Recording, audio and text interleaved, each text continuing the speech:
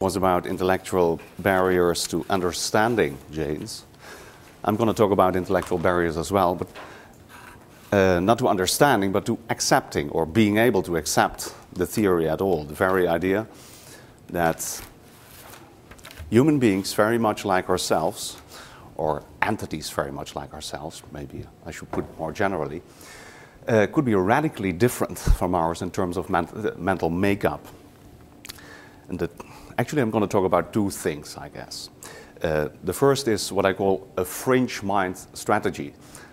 Someone just asked, a French mind strategy or a French fried strategy? No, a fringe mind, the edges of mind. You have the normal model, and it reaches out until it meets its fringes, so to speak.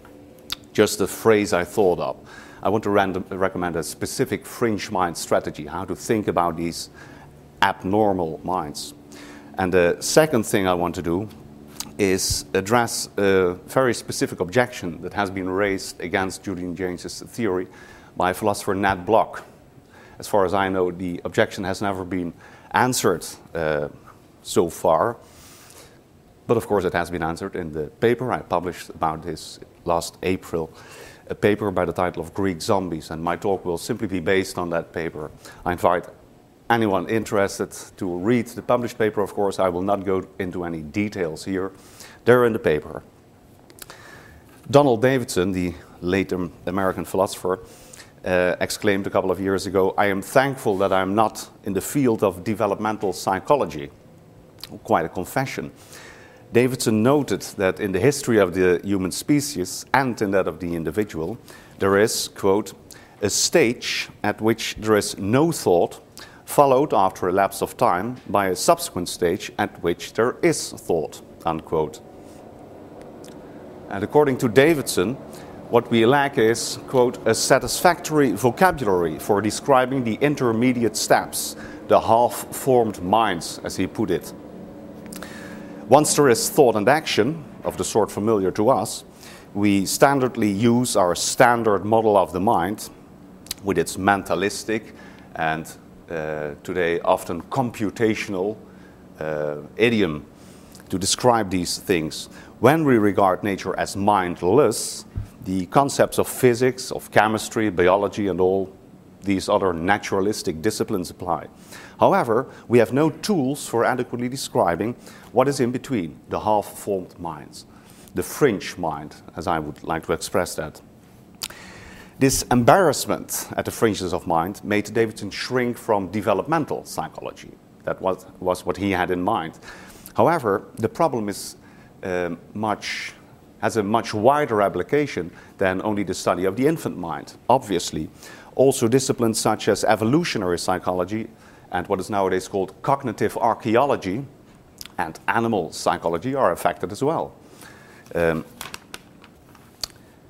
As long as we are happy to contemplate fringe minds that are conveniently distant, mostly in time, conveniently distant from our own minds, and correspondingly close to mindless nature, let's say prenatal infants or very young infants or very primitive animals, then the problem noted by Davidson may not be particularly worrying. It may be deferred, as it were. The problem becomes much more urgent, however, when we turn to fringe minds closer to home. For instance, I particularly like this example. For instance, when considering prehistoric minds of, let's say, tens of thousands of years ago. I didn't know I heard a reference to a cave art publication by Julian Jaynes. Didn't know that one. This is a cave art publication too I want to refer to by Nicholas Humphrey. Some of you may have read it. Published in 1998. Caused quite a controversy. Does the appearance of cave art in Europe, let's say in the Dordogne, the Lascaux art, let's say 30,000 years ago, does that signal that the humans of the Upper Paleolithic were among the first to have essentially modern minds? That's what the standard theory says. Or should we follow Humphrey in his exactly opposite conclusion that the cave artists were among the last to have distinctly pre-modern minds, among the last to have distinctly pre-modern minds? They reminded him of an autistic child, Nadia, that's one of the cases Humphrey discusses, she doesn't have a modern mind in the normal sense of the word. The cave artist, so Humphrey argues, must have been, well, let's say autistic in some way. Who knows? There are two strategies here to apply to see who is right. The standard strategy, the one advocated by Davidson, whom I mentioned earlier, and exemplified by Humphrey's opponents, the standard strategy is to try to push out the fringes of mind, so to speak, as far as possible, to keep them distant from your standard model of mind, your standard frame of reference.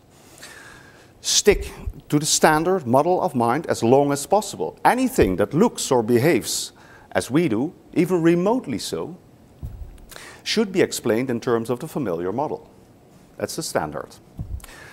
This strategy marks a striking ahistoric bias in analytical philosophy of mind. I'm a philosopher myself, but also an ahistoric bias in most standard psychological theorizing. In psychology, it has been identified by historical psychologists as a Platonic impulse. It's a term I borrow from Schwader, a principle of psychological unity for all creatures belonging to a certain class, for instance, all human beings. Make that class as big as possible. That's what a standard strategy is. I want to recommend an exactly opposite research strategy. I want to find out how far the fringe mind reaches in, so to speak. An obvious advantage of that approach would be that it is not in danger of inadvertently projecting onto so-called fringe minds any biases of the mentalistic standard model. If there is such a thing as a specifically modern mind, to take that example, we should beware of imputing its traits to bonobos, to babies, or to Neanderthals. My strategy is in that respect superior. And that is how I hit upon Julian Jaynes, of course, some 2 years ago, and his theory of the origin of consciousness. Because Jaynes draws attention to a possibility that is even more baffling than the one suggested by Nicholas Humphrey, the cave art paper. Jaynes claims that the mind's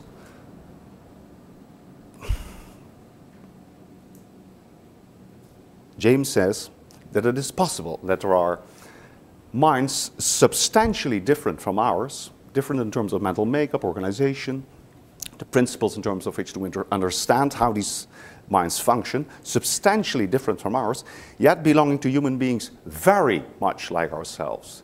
Neanderthals, cave artists, well, maybe they're at safe distance. We could accept that. But our own cultural history, Greeks, that's baffling. Who would believe that? Now, I think that's an example of fringe minds reaching in Reinkultur, so to speak. Why am I going to speak German now? That's what fascinated me in Jaynes, and that's why I used his example as a sort of test case for a reversed fringe mind strategy. As a catchphrase for the possibility opened up by Jaynes, I chose Greek zombies. I deliberately chose the word zombies because it was bound to cause some alarm among the readers. I might as well have chosen, let's say, Dutch zombies, coming from Holland, or Canadian automata, why not? But all these other phrases would have spoiled the connection with Julian Jaynes, more or less. Let's stick to Greek zombies. My interest is not specifically in Greeks, and it is not specifically in zombies, that's for sure. Greek should bring out the idea that we're dealing with something in very recent cultural history. The Greeks are recent, just like the Dutch and the Canadians. And zombies, I take it, are human beings possessed with a mind substantially different from ours. And that is what I am after. Jaynes is only an example. If Jaynes would be totally wrong, that would leave the question of Greek zombies, as I would like to put it, still open. It might still be possible. I don't think Jaynes is completely wrong, to be sure, but it wouldn't matter for the question that I'm about to raise. Let's stick to Jaynes, though, and let's turn to an objection raised against Julian Jaynes. The ahistoric bias in contemporary philosophy of mind fuels very strong intuitions against the possibility of Greek zombies. We find the idea intuitively repulsive, nonsense, absurd. Maybe not in this audience, but talk to anyone in the street and they say, nonsense, bullshit. Interesting, but not acceptable. Hence it is no surprise that Jaynes, especially in philosophy, is mostly just ignored, or at best written off by his critics as patently absurd, without argument.